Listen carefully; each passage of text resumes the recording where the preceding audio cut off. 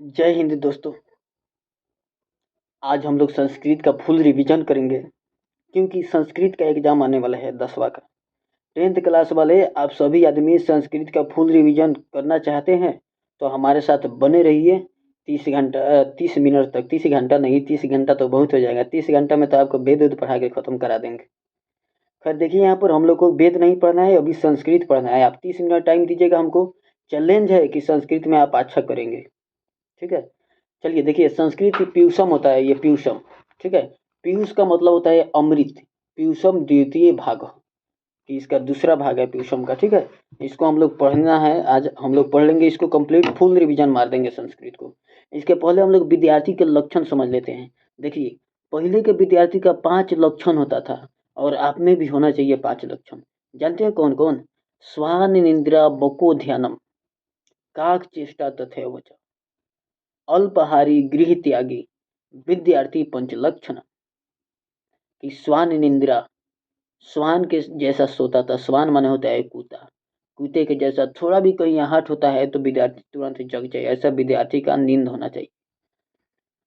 बको ध्यानम, बगुले की तरह तेज ध्यान होना चाहिए। एकदम जहाँ फोकस डाला है वहां से थोड़ा भी कुछ भी गड़बड़ नहीं हो, और एक बार फोकस डाल दे तो उसको प्राप्त कर ले, अचीव कर ले। जिस प्रकार बगुला एक बार मछली को देख लिया तो उसको छोड़ेगा नहीं। समझ रहे हैं?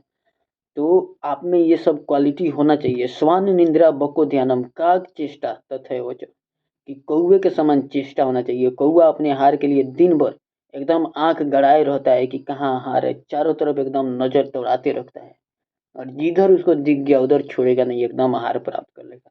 तो इस तरह कौवे के समान आपके आपके पास चेष्टा होना चाहिए विद्या पाने की। विद्या पाने की अगर चेष्टा नहीं है तो आप विद्या नहीं प्राप्त कर सकते। इसलिए विद्या की प्राप्ति के लिए कौवे के समान चेष्टा चाहत होने चाहिए, काक चेष्टा। अल्पाहारी गृह त्यागी, अल्पाहारी का मतलब हो गया थोड़ा आहार कीजिए, ये नहीं कि भैंसा खाली खा लीजिए आप पटा जाइए साहब। वैसा तो भूल कभी आपको नहीं करना है, क्योंकि आप विद्यार्थी है। अगर आपको कामयाब होना है तो नहीं खूब ज़्यादा खाइए, नहीं खूब कम खाइए। अल्पाहारी का मतलब हो गया जरूरत भर खाइए। ठीक है, अल्पाहारी गृह त्यागी, और घर से थोड़ा सा दूर रहिए। मतलब कि घर से दूरी बनाकर रहिए। ये हम नहीं कह रहे हैं कि जंगल में चले जाइए, हम ये कह रहे हैं कि आप घर से थोड़ा डिस्टेंस बना कर रखिए। एकदम घर परिवार में नहीं डूब जाइए, इतना नहीं डूब जाइए कि आपको पढ़ाई करने का मौका ही नहीं मिले, दिन भर घर परिवार में ही रह जाए। क्योंकि आप ही को इस देश को संभालना है, आप ही को घर परिवार को संभालना है। तो इन सब को संभालने से पहले आपको खुद संभलना पड़ेगा। तो पहले के विद्यार्थी वाला लक्षण अपनाना पड़ेगा, आज के विद्यार्थी वाला लक्षण नहीं। पहले के विद्यार्थी का जो लक्षण था कि काक चेष्टा बको ध्यानम स्वान निंद्रा तथैव च अल्पाहारी गृह त्यागी विद्यार्थी पंचलक्षण में, उसको आप अपना लीजिए।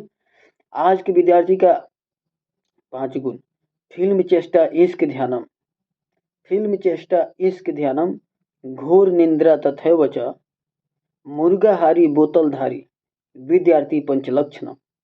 तो मुर्गाहारी बोतलधारी आपको नहीं बनना है। आपको फिल्म चेष्टा इश्क ध्यानम और घोर निंद्रा में नहीं रहना है। इन सब से अलग हटकर आपको क्या बनना है? स्वान निंद्रा बको ध्यानम, काक चेष्टा तथैव च, स्वान निंद्रा बको ध्यानम काक चेष्टा तथैव च, अल्पाहारी गृह त्यागी विद्यार्थी पंचलक्षणम। तो इस 5 लक्षणों को आपको अपनाना है। खैर चलिए हम लोग पढ़ लेते हैं। संस्कृत का पहला जो पाठ है, पहला पाठ में मंगलम है कि हिरण्मयेन पात्रेण सत्यस्य पिहितं मुखम तत्त्वपुषन् पावृणु सत्य धर्म ये दृष्टये अनुरण्यान महतो मह्यान आत्मास्य जंतो निहितो गयाम तम क्रतु पश्यते वित्सोको धातु प्रसादान महिमान आत्मना। देखिए, हिरण्मयेन पात्रेण सत्यस्य पिहितं मुखम तत्त्वपुषन् पावृणु सत्य धर्माय दृष्टये, इसका मतलब हुआ कि हे प्रभु, हे सूर्य सदृश परमात्मा, सत्य का मुख हिरणमय पात्र से ढका हुआ है, यानी सोने के पात्र से ढका हुआ है। तत्व पुषण पावृणु सत्य धर्माय दृष्ट है। हे प्रभु, उस तत्व के दर्शन के लिए, उस सत्य धर्म की प्राप्ति के लिए आप उस स्वर्णमय पात्र को हटा दीजिए। यह ईशावास्य उपनिषद से लिया गया है। उसके बाद है अनुवन्यान महतो मह्यान आत्मा से जंतो निहितो गयाम तम क्रतु पश्यति विश्व को धातु पर साधारण महिमान आत्मना। कि सूक्ष्म से भी अति सूक्ष्म और महान से भी महान यह आत्मा जंतुओं के हृदय रूपी गुहा में स्थित है। गुहा माने गुफा।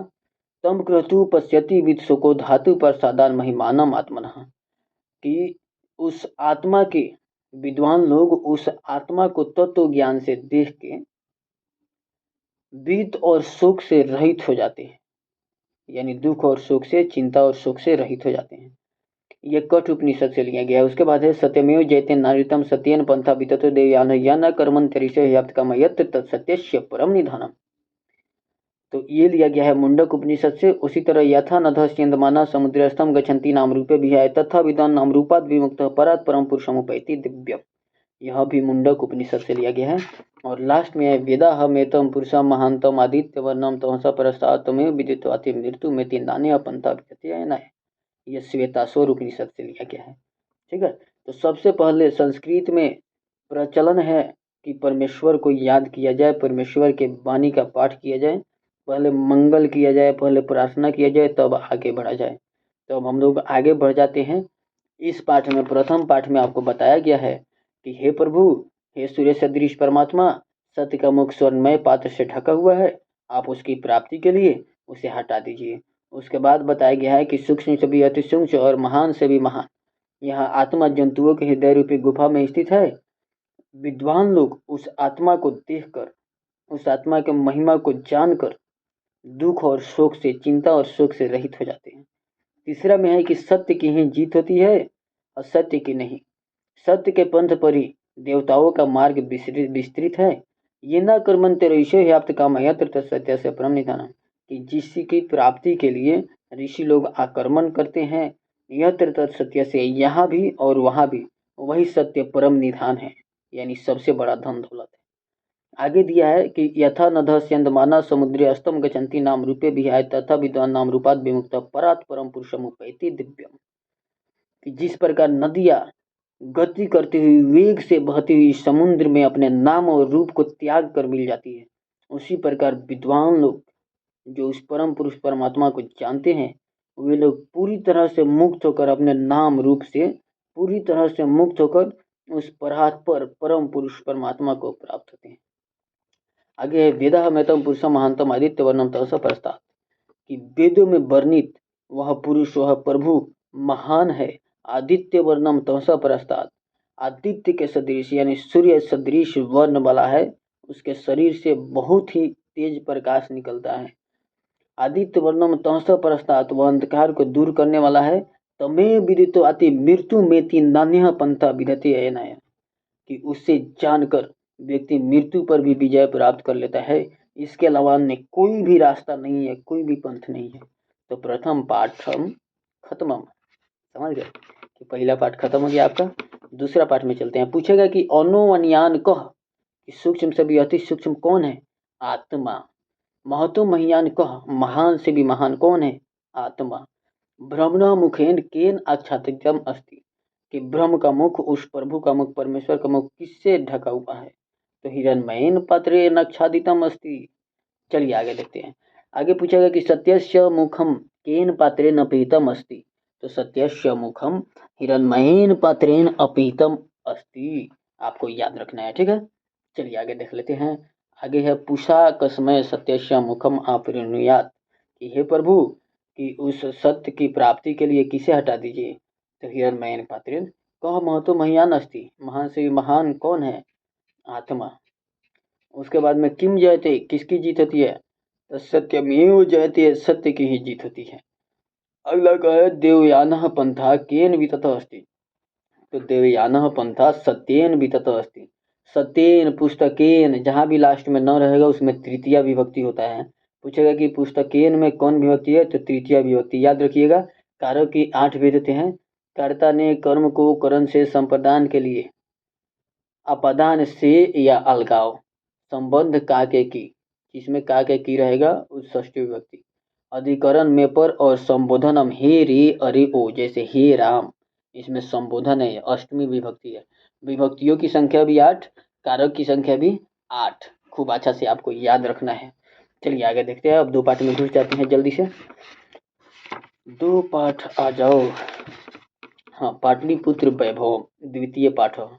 इसमें कह रहा है बिहार राज्य से राजधानी नगरम पाटलिपुत्रम सर्वेशी कालेस्यो महत्तम आधारयत, अस्य इतिहासः सार्धसहस्र वर्ष सहर्ष द्वय वर्ष परिमितः वर्तते। कि इसका इतिहास लगभग 2000 वर्ष पुराना है, 2500 वर्ष यानी 2500 वर्ष पुराना है पाटलिपुत्र का इतिहास।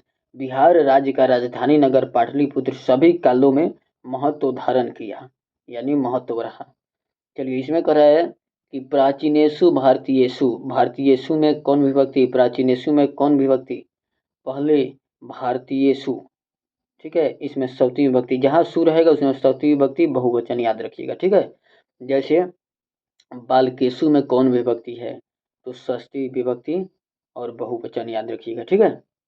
षष्ठी की सप्तमी, षष्ठी तो हो गया संबंध का के की ना। बालकेषु, बालकों में रामम सुंदरम अस्ति, राम सुंदर है, सप्तमी विभक्ति, जहाँ बालकेषु होगा सप्तमी विभक्ति। देखिए इसमें है अस्ति महितल तिलकम सरस्वती कुल गृहम महानगरम नामला पाटलिपुत्रम परिभूत पुरंदर स्थानम। कह रहा है कि अस्ति महितल तिलकम, इस महितल का, इस पृथ्वी का तिलक रहा, पृथ्वी का सुंदरता रहा। सरस्वती कुल गृहम महानगरम, कि ज्ञान का भंडार रहा, सरस्वती का कुल गृह रहा यह महानगर। नामना पाटलिपुत्रम, कि इसका नाम पाटलिपुत्र पड़ा। परिभूत पुरंदर स्थानम, कि बहुत पहले यह इंद्र का निवास स्थान भी रह चुका है, कि इंद्र महाराज जब आए थे तो पाटलिपुत्र में पधारे थे गंगा के पास, ठीक है, गंगा किनारे। इतिहास से श्रूयते यत् गंगायाः तीरे बुध काले पाटली ग्राम स्थित आसीत। इतिहास में सुना जाता है कि गंगा किनारे बुध काल में पाटली ग्राम स्थित था, आसित माने था, ठीक है। वह राजा था, सह नृपः आसीत। यत्र च भगवान बुध बहुकृत्वा समागतः, कि यहाँ भगवान, और यहाँ भगवान बुध, महात्मा बुध बहुत बार आए, पधारे, ठीक है। तेन कथितम आसीत यद ग्रामो अयम महानगरम भविष्यति, कि यह ग्राम महानगर होगा, ठीक है। इस तरह से उन्होंने बताया। और मेगास्थनीज स्वसंस्मरणेषु, यूनानी राजदूत था मेगास्थनीज। मेगास्थनीज कौन था, यूनानी राजदूत। तो अपने संस्मरण में मेगास्थनीज लिखा हुआ है पाटलिपुत्र के बारे में, ठीक है। मेगास्थनीज ने इंडिका पुस्तक लिखा है जिसमें पाटलिपुत्र का वर्णन किया है। अच्छा, उसके बाद में क्या है कि काव्य मीमांसा के लेखक कौन है, तो राजशेखर। आपसे पूछेगा काव्य मीमांसा के लेखक, तो राजशेखर याद रखिएगा खूब अच्छा से, काव्य मीमांसा के राजशेखर, ठीक है।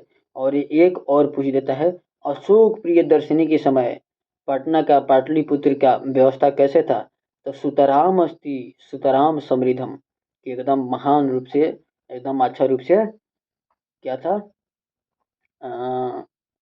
सुतराम समृद्धम यानी समृद्ध था, ठीक है। अच्छा देखिए यहाँ पर पाटलिपुत्र का पुराना नाम कुसुमपुर, कुसुमपुर, पुष्पपुर इत्यादि है, ठीक है। अच्छा आपसे पूछेगा, देखिए चलिए आगे बढ़ जाते हैं, इसका क्वेश्चन आंसर कर रहे थे। इसमें पाटलिपुत्र के महत्व का वर्णन किया हुआ है। हम लोग को तेजी से आगे बढ़ना है ना, इसलिए हम लोग कर लेंगे, ठीक है। तो कूटनीमता काव्यम कस्य कवि रचना थी, कूटनीमता काव्य की रचना किस कवि ने की है, तो कूटनीमता काव्य की रचना दामोदर गुप्त ने की है। और काव्य मीमांसा की रचना किसने की है, काव्य मीमांसा की रचना किसने किया है बताइए, राजशेखर ने, ठीक है। और अशोक के समय पाटलिपुत्र नगर का व्यवस्था कैसा था, एकदम समृद्ध, सुतराम समृद्ध, अधिक समृद्ध।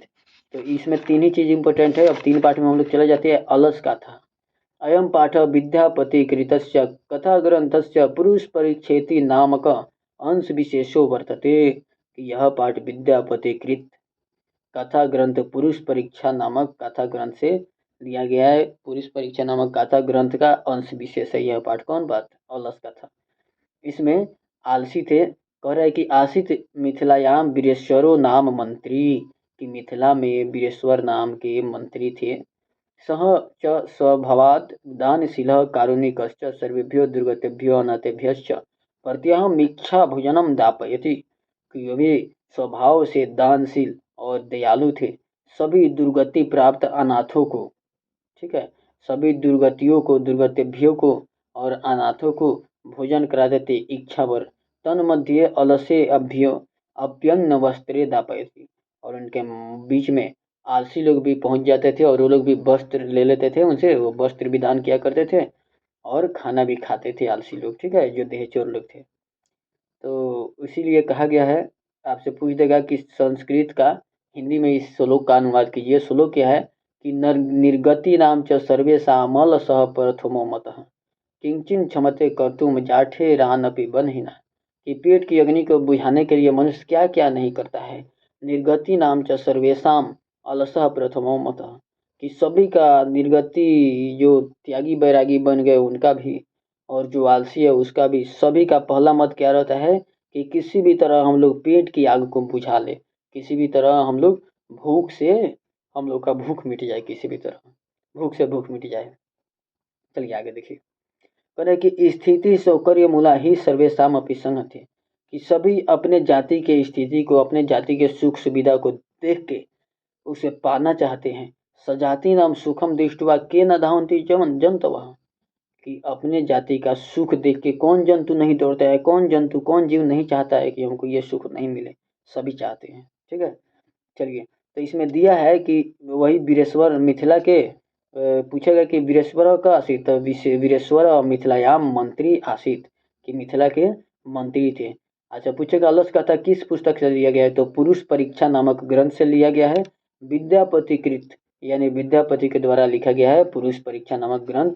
आलसियों की संख्या कितनी थी, बताइए। आलसियों की संख्या 4 थी।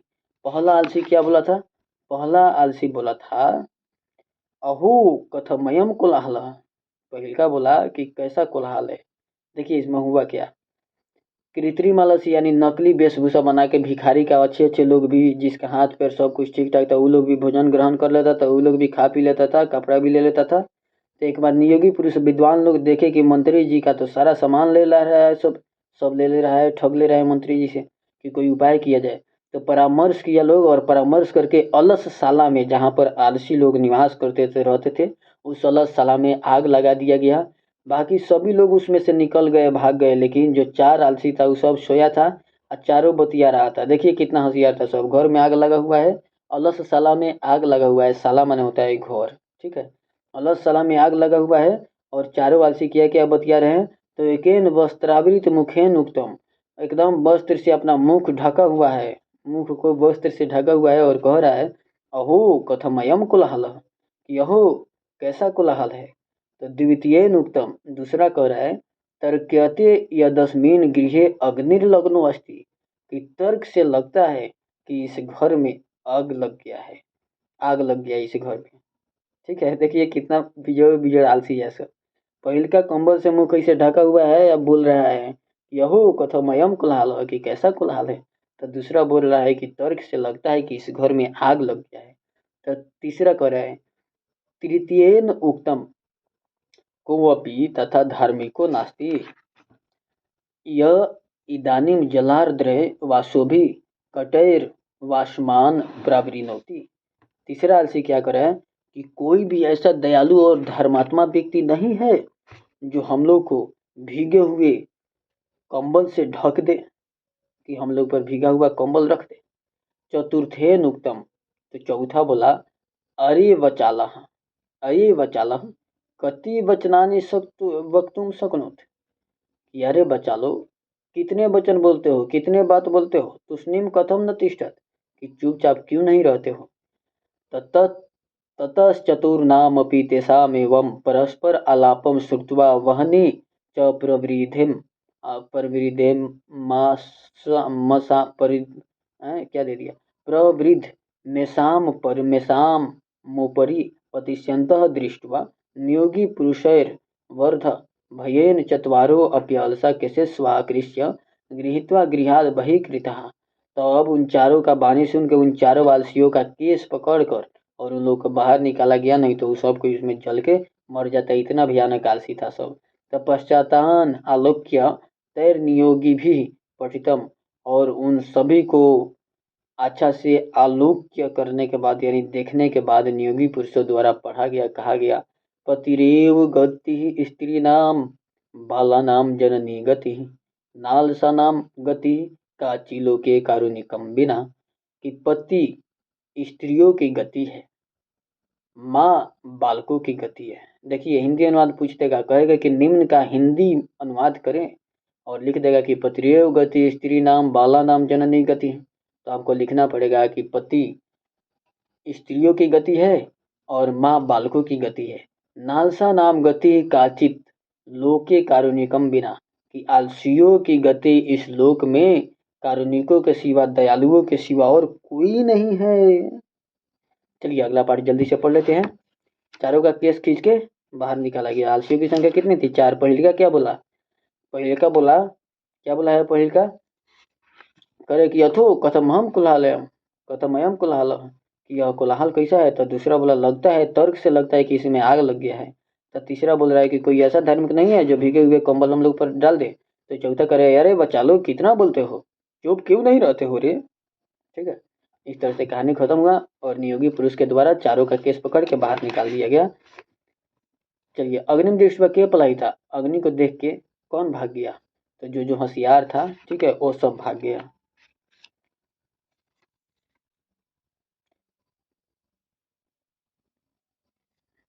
चलिए अगला पढ़ लेते हैं जल्दी से, नेक्स्ट पार्ट।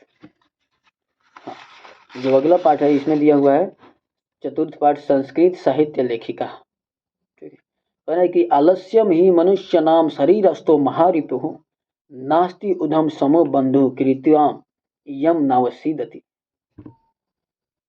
कह रहा है कि आलस्यम ही मनुष्य नाम शरीरस्थो महारिपु, कि मनुष्य के शरीर में स्थित आलस ही उसका महान शत्रु है, महाशत्रु है, महादुश्मन। सबसे बड़ा दुश्मन कौन है? आपका आलस। आपका आलस ही आपके लिए सबसे बड़ा दुश्मन है। नास्ति उधम समो बंधु, कि उधम के समान कोई बंधु नहीं है। उधम यानी मेहनत, कोई उधम कीजिए, कोई बिजनेस कीजिए, कोई काम काज कीजिए, चाहे पढ़ाई कीजिए, इस उधम के सिवा आपका कोई भी बंधु नहीं है, कोई भी आपका साथ देने वाला नहीं है। बंधु का मतलब होता है साथ देने वाला भाई। कृत्वा यम नावसीदति, जो आपको फलित कर सके, जो आपका विकास कर सके। ठीक है, कि उधम के समान कोई और ऐसा चीज नहीं है। चलिए आगे दिया है कि षड दोषा पुरुषेन यह हतव्या भूति मिक्षता निद्रा तंद्रा भयम क्रोधम आलस्यम दीर्घसूत्रतः, कि 6 दोष पुरुषों का हनन करके उसे मिट्टी में मिला देते हैं। निद्रा तंद्रा भयम क्रोधम आलस्यम दीर्घसूत्रता। ठीक है, कि नींद, तंद्रा माने ऊँघाते रहना, ऊँघाते रहना। ठीक है, ऐसे ही एक अलग टाइप से रहना। भयम माने भय, क्रोधम माने क्रोध, आलस्य माने आलस, और दीर्घसूत्रता माने काम को लंबा समय तक खींचना। अरे हो जाएगा ना, हो जाएगा ना, कल हो जाएगा, कल हो जाएगा, कल हो जाएगा। कल कल करते करते कितना समय बीत जाता है। काल काल के करत ही अवसर जासी चाल, आज कहे मैं काल भजू, काल कहे फिर काल, और आज काल के कहती अवसर जासी चाल। कि कहता है कि मैं कल भगवान को भजूंगा, फिर कल आता है तो फिर कहता है कि अरे आज छोड़ो, आज बहुत काम है, फिर कल भजूंगा। और आज काल के कहती अवसर जैसी चाल, आज कल के कहते कहते अवसर पूरा खत्म हो जाता है और यहाँ से मनुष्य मर के चला जाता है खाली हाथ। चलिए 4 पाठ हम लोग पढ़ लेते हैं। संस्कृत साहित्य लेखिका कह रहा है कि समाजस्य यानम पुरुष है नारीभिश्च चलती, कि समाज का यान, सामंजस्य, संबंध का आगे की जहाँ स्य रहेगा उसमें षष्ठी विभक्ति। सामंजस्य, बालकस्य, शिक्षकस्य, विद्यालयस्य, जैसे विद्यालय के चारों ओर वृक्ष हैं, तो विद्यालयस्य परितः वृक्षाः सन्ति, कि विद्यालय के चारों ओर वृक्ष है। घर के सभी ओर, घर के सभी ओर फुलवारी है, तो इसका क्या होगा? गृहस्य सर्वतः उद्यानम अस्ति। ठीक है, तो जहाँ सिया सिया लगा रहता है समझ लीजिए कौन विभक्ति? षष्ठी विभक्ति। तो कह रहे यार समाज का यान पुरुष और नारी से चलता है। देखिए पुरुष और नारी इस जीवन रूपी समाज के 2 पहिया हैं, लेकिन हम मूर्ख लोग उस पहिए में जाकर घुस जाते हैं। ठीक है, कोई नारी मिल गई, उसी में जाकर घुस जाएंगे, उसी में पड़े पड़े रह जाएंगे, जबकि ऐसा नहीं करना चाहिए। ये दोनों एक समाज को चलाने के लिए चक्र का काम करते हैं, चक्का का काम करते हैं, पुरुष और नारी। तो समन्वय बना कर रखना बहुत ज़्यादा जरूरी है, कंट्रोल बना कर रखना, और एक दूसरे के प्रति दिल में रिस्पेक्ट रखना बहुत ज़्यादा जरूरी है इंसान को। कह रहा है कि साहित्य अपि उभयो समानम महत्वम, कि कह रहा है साहित्य में भी दोनों का समान महत्व है। कह रहा है कि ऋग्वेदे चतुर्विंशति अथर्ववेदे चपंच ऋषिका मंत्र दर्शनाय, तो कि ऋग्वेद में 24 स्त्रियां, 24 ऋषिकाएं, और अथर्ववेद में 5 ऋषिकाएं ने मंत्र का निर्देशन किया है, मंत्र दिया है। और उन लोगों का नाम क्या दिया है कि यमी, यपाला, उर्वशी, इंद्राणी, बगम्भृणी इत्यादि। 5 का तो नाम सीधे दे दिया, जो अथर्ववेद में मंत्र का निर्देशन की है उन ऋषिकाओं का नाम है यमी, अपाला, उर्वशी, इंद्राणी, बगम्भृणी। ठीक है, चलिए लौकिक संस्कृत साहित्य में कह रहा है कि जनकस्य सभायाम शास्त्रार्थ कुशला गार्गी वाचकनवी तिष्ठति अस्मा, कि जनक के सभा में शास्त्रार्थ कुशला गार्गी नाम की विद्वान रहती थी, विद्मती रहती थी। ठीक है। पूछेगा कि याज्ञवल्क्य की पत्नी कौन थी, तो मैत्रेयी थी। याज्ञवल्क्यस्य पत्नी मैत्रेयी। और पूछेगा शास्त्रार्थ कुशला कौन थी, तो गार्गी। शास्त्रार्थ कुशला गार्गी थी। गार्गी किसके दरबार में रहती थी, राजा जनक के दरबार में। खूब अच्छे से याद रखिएगा। ठीक है, चलिए आगे देख लेते हैं। कह रहे हैं कि चालुक्य वंशीय राजा चंद्रादित्य रागी विजय भट्टा की राय विजयांका इति बहव मन्यते। कह रहा है कि चालुक्य वंशीय राजा चंद्रादित्य की रानी विजय भट्टारिका थी, ऐसा बहुत लोगों का मानना है। ठीक है। लौकिक संस्कृत साहित्य में विजय भट्टारिका का नाम बहुत ही फेमस है। ठीक है, उन्हीं को विजयांका भी लोग कहते हैं। आगे क्या, आगे देख लीजिए। कह रहा है कि विपुलम कम, कि विपुला कौन है, तो विपुलम संस्कृत साहित्यम, कि विशाल विपुल संस्कृत साहित्य है। ठीक है, चलिए इसमें क्या है। कह रहे हैं कि विजयनगर नरेशा संस्कृत भाषा संरचनाएं कृत प्रयासासनति विदितमेव, कि विजयनगर के राजा ने संस्कृत भाषण को संरक्षण देने के लिए प्रयास किया था। ठीक है, उनका प्रयास बहुत ही स्मरणीय है। तेषामंतम पुरे अपि संस्कृत रचना कुशला राज्यो अभवन, कि उनके राज्य में संस्कृत के रचना करने के लिए कुशल राज्यो अभवन, की राज दरबारी भी थे। कंपन राय से, कंपन राय की देवी जिनका नाम है गंगा देवी। पूछेगा कि गंगा देवी किनकी पत्नी थी, तो कंपन राय की। गंगा देवी ने क्या लिखा है, मधुरा विजयम, मधुरा विजयम, यानी मदुरै पर जब विजय प्राप्त किए राजा कंपन राय, तो उनके याद में मधुरा विजयम लिखी संस्कृत में रानी गंगा देवी ने। तो मधुरा विजयम कह अलिखयत, किसने लिखा मधुरा विजयम, कहा अलिखयत, कहा लगता है स्त्री में, तो गंगा देवी ने। ठीक है। अच्छा चलिए उसके आगे क्या दिया है, मधुरा विजयम गंगा देवी। उसके बाद में क्या दिया है, वरदाम्बिका परिणय नामकम प्रौढ़म चंपू काव्यम कहाँ अरचयत, कि किसने रचा, तो अच्युत राय से पत्नी, राजा अच्युत राय की पत्नी 16वीं सदी में, जिनका नाम तिरुमा लांबा था। तिरुमा लांबा ने वरदाम्बिका परिणय रचा और मधुरा विजयम गंगा देवी ने रचा। ठीक है, चलिए अब आगे बढ़ जाते हैं। कह रहा है कि आधुनिक संस्कृत लेखिकासु पंडिता छामा राव 1890 से 1953 नामधेया विदुषी अतीव प्रसिद्धा। कह रहा है कि आधुनिक संस्कृत काल की लेखिकाओं में पंडिता छामा राव, जिनका लाइफ टाइम रहा है 1890 से 1953, नाम की विदुषी, विद्वान का स्त्रीलिंग विदुषी होता है, विदुषी अति प्रसिद्ध है। ठीक है, उन्होंने अपने पिता शंकर पांडुरंग पंडितस्य महतो विदुषो जीवन चरितम शंकर चरितम रचितम, कि अपने पिता शंकर पांडुरंग पंडित के महान विद्वता को देख के उस विदुषी ने उनके जीवन चरित पर शंकर चरित नाम का एक पुस्तक लिख दी है। गांधी दर्शन प्रभाविता सा सत्याग्रह गीता, मीरा लहरी कथा मुक्तावली विचित्र परिषद यात्रा ग्राम ज्योति, इन सब का अनेक गद्य उन्होंने लिखा है। किसने, पंडिता छमा राव ने। आधुनिक लेखिकाओं में, वर्तमान काल के लेखिकाओं में कवियत्री पुष्पा दीक्षित है, भालकर मिथिलेश कुमारी मिश्र है। इस तरह के ढेर सारे संस्कृत की लेखिकाएं हैं, और संस्कृत की लेखिकाओं का होना हमारे देश के लिए गर्व की बात है। ये वही भाषा है जिस भाषा से दुनिया की सभी भाषाएं निकली हुई है। संस्कृत तो बहुत ज़्यादा पुरानी है, एकदम विश्व की सबसे पुरानी भाषा संस्कृत ही तो है। चलिए 5 पाठ। भारत महिमा, अस्माकं देशः भारतवर्षम इति कथ्यते, कि हमारा देश भारतवर्ष कहा जाता है। अस्य महिमा सर्वत्र ज्ञायते, इसकी महिमा सर्वत्र गाई गई है। पाठी अस्मिन् विष्णु पुराणात् भगवत पुराणात् च प्रथमम द्वितीयम च क्रमशः पदम गृहीतम अस्ति। कह रहा है कि इस पाठ में विष्णु पुराण से और भगवत पुराण से प्रथम और द्वितीय पद लिया गया है, और शिष्टानि पदान्यध्यक्षेण निर्मीय प्रस्तावितानि, कि बाकी के पद प्रस्तावित के अनुसार, मतलब जो प्रस्ताव अध्यक्ष ने दिया उसी के अनुसार लिया गया है।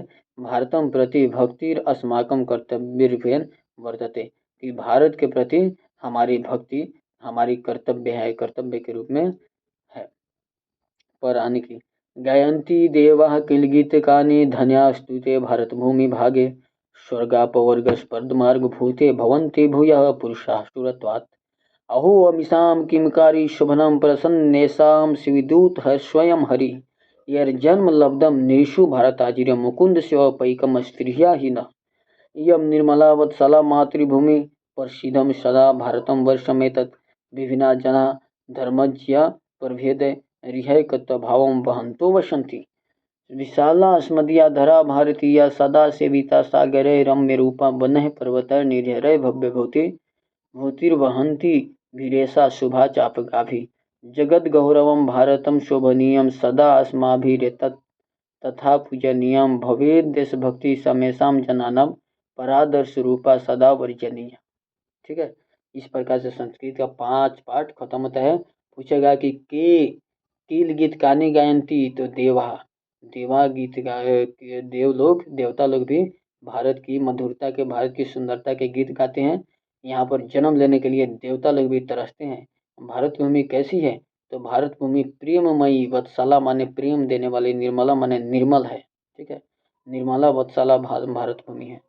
अच्छा चलिए, यहाँ से खत्म हो गया। उसके बाद में जगत का गौरव कौन है, भारत। ठीक है, चलिए छठा पाठ जल्दी जल्दी हम लोग पढ़ के खत्म कर देते हैं।